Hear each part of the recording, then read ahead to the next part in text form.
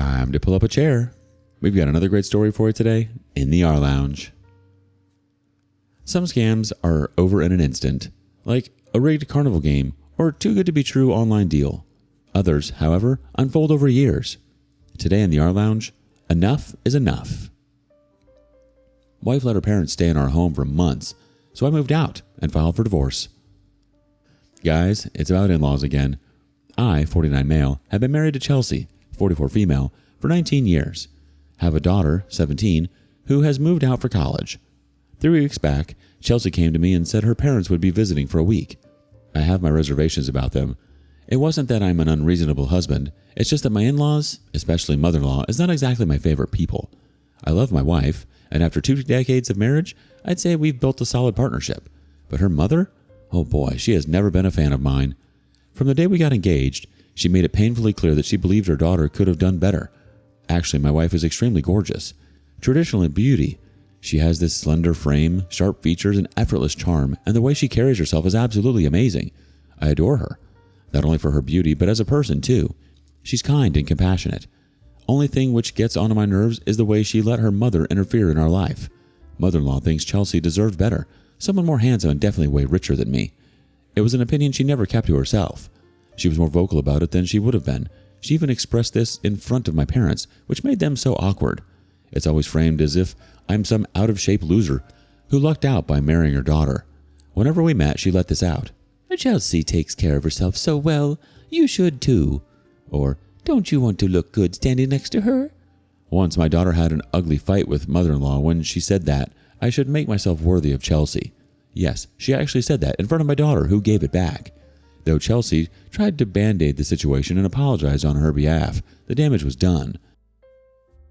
I had accepted long ago that mother-in-law and I could never get along and stopped trying to win her over. We had minimum interaction. I barely visited them. They came over on special occasions or festivals. We just coexisted for Chelsea's sake. So when she told me her parents' house had plumbing issues and they needed to stay with us, I wasn't thrilled at all. I mean, 1 week is a long time to have your in-laws around. Chelsea fought back that they had nowhere else to go. After days of discussion, I told myself it was just a week. I could hang in for 7 days. I let them in. A week went by and they were still here without any sign of leaving. I casually asked Chelsea and she informed me there was more work to be done on the pipes. Fine. I took a deep breath and was like, okay, just 1 more week. Then they needed another week because the contractor discovered mold and the house needed fumigation. It was dang so frustrating. I suggested Chelsea put them in a hotel as I was done living with them. She countered that hotels are not conducive for elderlies and it would look bad on us to move them for a week. She promised to keep her mother in check and not let her interfere in our lives, but dang, mother-in-law is so effing unstoppable. She could not breathe without poking her nose in my business. She convinced me that it was just a matter of 1 more week and they would be gone. She traded that her parents would leave us alone on her birthdays and festivals for the next 2 years. It looked like a fair deal. It's such a pain in the butt having them over on holidays. If they were nice people, I would have been accommodating, but they were insufferable. The longer they stayed, the more the house stopped feeling like mine.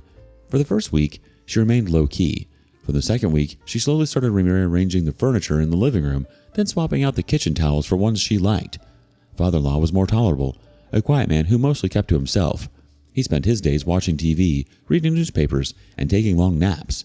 He didn't bother me as much, but his presence did feel like he was poaching my space. It got worse when I started noticing my beer stash in the garage decrease. I was careful about it, always stocking up, but suddenly I'd find a 6-pack, turning into a single bottle overnight.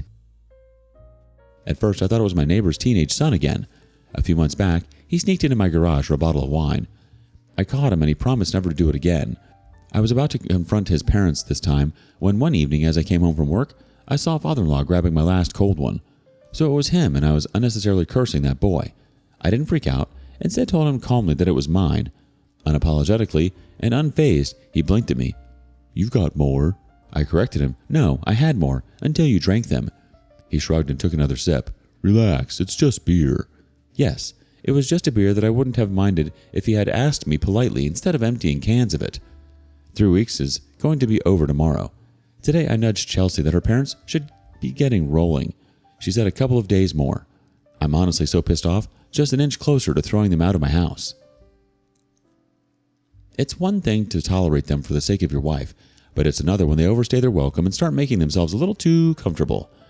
Your mother-in-law's comments and meddling are already a long-standing issue, but now that she's actively rearranging your home, it's no wonder that you're at a breaking point. The key here is setting a clear deadline and sticking to it. Otherwise, you might just be looking at another just one more week until next Christmas. Update 1. Things have gone pretty bad.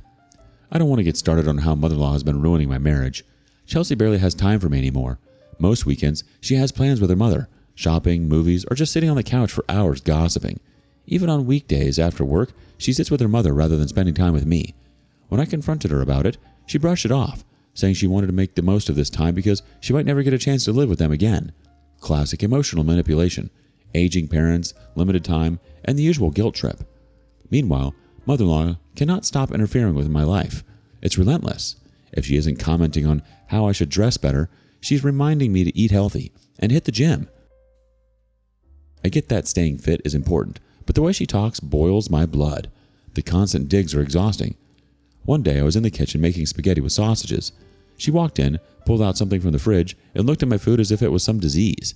Then she slipped a suggestion on how I could improve my diet because I was getting a little soft around the middle. She was like, "You know, if you took better care of yourself, you might actually be able to keep up with Chelsea." She looked at me as if I was some charity case. That one stung, and oh so badly. Once I overheard her saying to Chelsea, "Why doesn't he spend more time in a gym? People might mistake you to be his daughter." Chelsea shushed her away, but it was hurtful. I'm slightly heavy, but I'm not at all obese. I agree Chelsea looks younger than her age, but it doesn't give her mother a right to insult others. Chelsea, of course, says her mother means well. "She's just old-fashioned. She just wants you to be healthy." I'm not stupid. I know what mother-in-law is doing. She's never respected me, and now she's making sure I know it every single day. The tension in our house is unbearable. Over the last few weeks, Chelsea and I have been constantly fighting. I'll admit, I'm frustrated and annoyed, and I probably pick fights more than usual. But can you blame me? Every day I come home to a house that doesn't feel like mine, to a wife who prioritizes her parents over me, and to a mother-in-law who reminds me at every opportunity that I'm not good enough. While all these things are going on, a month passed and I was counting the days they left us alone. Chelsea dropped a bomb. My in-laws decided to renovate their house to make it old-age friendly. New floors, railings, a walk-in bathtub, wider doorways, essentially a full-scale remodel. Essentially, that would take months, and they expected I let them live with me until their place is ready. At that point, I was seeing red. It was nearly a month now. They were piling up on us, and now another 4 to 5 or God knows how many months. I freaked out badly. I didn't care that they were sitting outside, in the living room, and would hear me scream. No way. I could not tolerate them a day more, and you're talking about months. She's tried to be comforting. "I know it's frustrating, but they have nowhere else to go, and I can't just kick them out. They don't have anyone else but me." I said, "Listen, they can't stay here with us, period. You need to find a place for them and buckle up because I can't put up with them a day longer." She tried to defend their stay, saying my mother also visited us for a month last year. It was so effing different situation. My mother lives in a different country altogether and was visiting for medical reasons. Plus, she came by after almost 5 or 6 years, and it would be years before she again visited us. Unlike her parents, who show up every now and then. It led to an ugly fight, but at last, she agreed to find temporary accommodation for them. True to her statement, she started looking out for apartments nearby. I was patiently holding my breath to see them moving out, but meanwhile, her mother dared to push me to the edge. She had the audacity to throw away my recliner. I came home and found it missing. She shrugged it off, claiming it was worn out. I lost my mind and snapped furiously. That was my chair. How could you even touch it without my permission? She didn't realize the gravity of the situation and scoffed, "Oh, please. It was an eyesore. I did you a favor." I stormed into my room, waiting for Chelsea to come back from work, and when she did, I lashed out at her. I wanted them out. Now. She looked at me with watery eyes. "I can't just throw them out, babe. They're my parents." I was screaming, "And this is my house. I've been patient, but I feel like I don't even live here anymore." She asked me for a week's time so that she could move them to a temporary residence. I said it has to happen now. Ask them to stay at a hotel until they get a place. I gave her a choice. Either she asks them to move out now, or I move out, and it has to happen now, not tomorrow, not 1 week later. She just stared at me speechless, and then walked out of the room, calling me unreasonable. We haven't spoken since, and you know what? She doesn't even seem bothered. She's happily chatting away with her parents, laughing as if nothing happened while I sit here feeling like an outsider in my own home. Until now, I was taking this crap because I didn't want to jeopardize our decades-long marriage over stupid matters. But it's taking a serious toll on my mental health. I don't know how much more of this I can take. Your mother-in-law's comments are digs meant to undermine you. If your wife refuses to acknowledge how bad things have gotten, if she keeps prioritizing her parents over you, if she won't take a stand even when you've made it clear this is breaking you, then you have to ask yourself if this marriage is even salvageable. Because right now, you're not her husband. You're just a bystander in your own life. Update 2. I'm divorcing her. Yes, it has come to this. I was trying to hold my patience, but now I feel everything is meaningless. After that fight, I was sleepless all night. What bothered me more was Chelsea's indifference towards me. The next morning, I took my car and drove to my in-laws' house to see what was actually happening. It's a 4-hour drive of mine. What I found out made the drive totally worth it.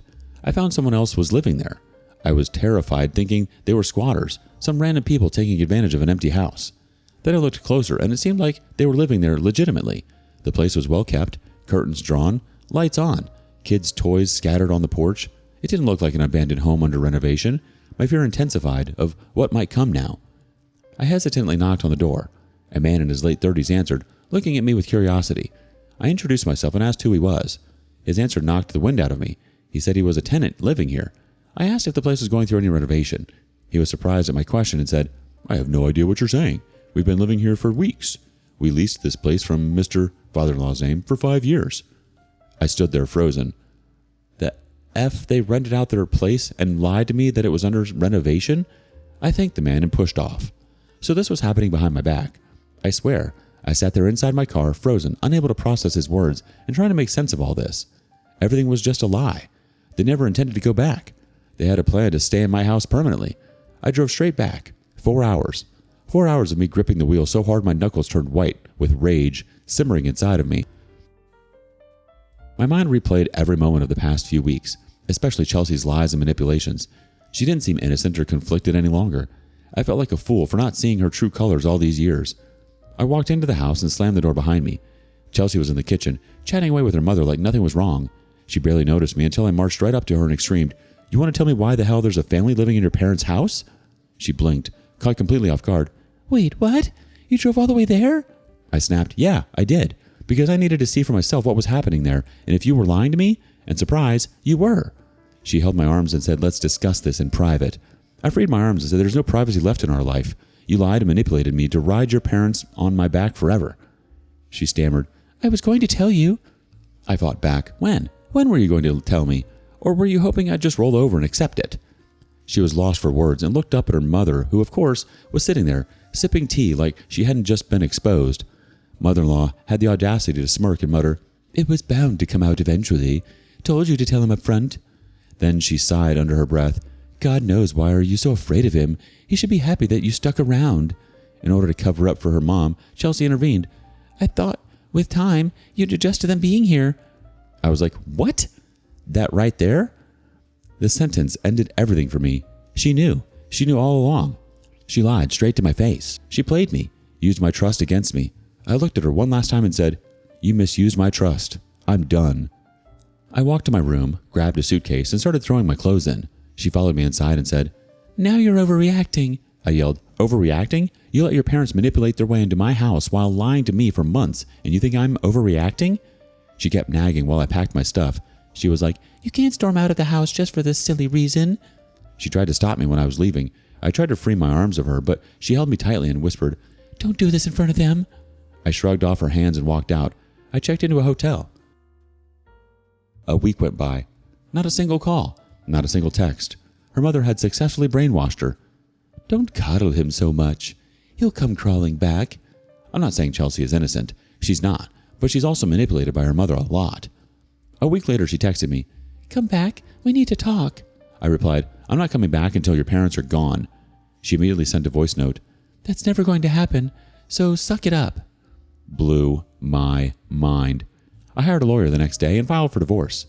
I gave my reason with all the details, and he said it would take a month to get her served. Yesterday, I went back home to get the rest of my things. When I entered the house, mother-in-law had a smug face and looked at Chelsea with an expression. Told ya he'll come crawling back. They didn't realize I wasn't there crawling back to her. Was just there to pick up my stuff and be done with it. I went straight to my room. Chelsea followed me and started bashing me. I told you not to create a scene in front of them. Now, thanks to you, my mom thinks I am a doormat in this marriage." I didn't say a word. She continued, "Now, would you come out and apologize to me in front of them, and we can end this?" I laughed at her face and started packing. She took a deep breath and asked, "How long is this going to last?" I didn't even look up and answered, "It's over. I filed for divorce. The packers would come tomorrow to ship the bigger stuff." She scoffed, shaking her head. "You're joking." I zipped my suitcase, turned to her and winked. "You'll find out soon enough." Chelsea kept repeating, "You can't be serious, right? How can you divorce on such a silly issue?" She held my arms and asked me to sit and talk, but I was done with the talking phase. She tried to stop me again, and like last time, I shrugged her off and walked away. This time she was crying and followed me out. Her mother snorted, "Let him go, Chelsea. He's making a scene as usual. He'll be back." I didn't even look back, just drove off. Just a week more, and then she'll be served. More than Chelsea, I'm looking forward to seeing her mother's expression when her bubble is bursted. They had comfortably leased out their place to mooch off at mine. I swear to take my house away from them at first. We'll make an update soon. Update 3. Chelsea got served, and it wasn't a pleasant scene for them. When she received the papers, she lost her mind. My phone started blowing up within minutes. Missed calls, voicemails, texts flooding in one after the other. "What the hell is this? Are you serious?" Initially, I left her on scene. I wanted to see the level of desperation and chaos the divorce had created. She wasn't ready to accept it. Not yet. She started guilt-tripping me. "I didn't know it would come to this. I was just trying to be a good daughter. And I thought we had a strong bond and it could sustain this phase." when I was done listening, I blocked her. Then she showed up at my office, walked right past the receptionist and stormed into my cabin like she owned the place, saying, "Are you really doing this? You're divorcing me over my parents?" I corrected her. "No, I'm divorcing you because you lied, manipulated, and let them take over my life without a second thought. I'm divorcing you because you took me for granted." She broke down and said she was lonely after our daughter left for college. She was facing this empty nest syndrome, and her parents were lonely too, hence the three of them decided that it would be better to stay together. I was shocked at her reason. Where was I in this decision? How could you decide this for me? If you were lonely or having these thoughts, why didn't you talk to me about it? She trembled and replied, "My mom told me to tighten the rope. She said you'd get used to them being there. She said you'd adjust like how Dad follows what she says without any question. She says that's the secret to a happy and long marriage." I was literally speechless. I just kept quiet. There's no point talking further. She started sobbing hard. "I'm sorry. I should have listened to you. I should have put you first. Please, just give me another chance." I sighed. "You don't get it, do you? It's not about one thing. It's about everything. The way you dismissed my feelings, the way you let your mother disrespect me, the way you didn't even contact me for days when I walked out the first time." Tears spilled over her cheeks. "I was scared, okay? Scared of disappointing my parents. Scared of upsetting my mom. I thought I was doing the right thing." I let out a humorous chuckle. "And now you're scared of losing me. You lost me the moment you chose them over me." She reached for my hand. I pulled away. She begged, "Don't do this. Don't throw away 19 years for this stupid reason." I stared at her coldly and said, "You threw it away first. And now, please leave." She knew it was over. The proceeding is still on, and it's just a matter of a few months before she becomes my past. I think this was long due. Her mother completely overplayed her hand. She assumed you'd just accept it, that you'd be trained like her husband to follow orders. It's honestly sick how deep her influence over Chelsea runs. You gave Chelsea a chance to come clean, to make things right, and she doubled down instead. She wasn't sorry for what she did. She was sorry she got caught and faced real consequences. The audacity to show up at your office acting shocked when she knew what she was doing is wild. You made the right call, OP. Do you have a mother-in-law like this? Share your experiences with us in the comments below. And thank you for joining us today in the rLounge. Be sure to like and subscribe and hit that notification bell so you don't miss out on our next video. Until next time. And please put your chair back where you found it.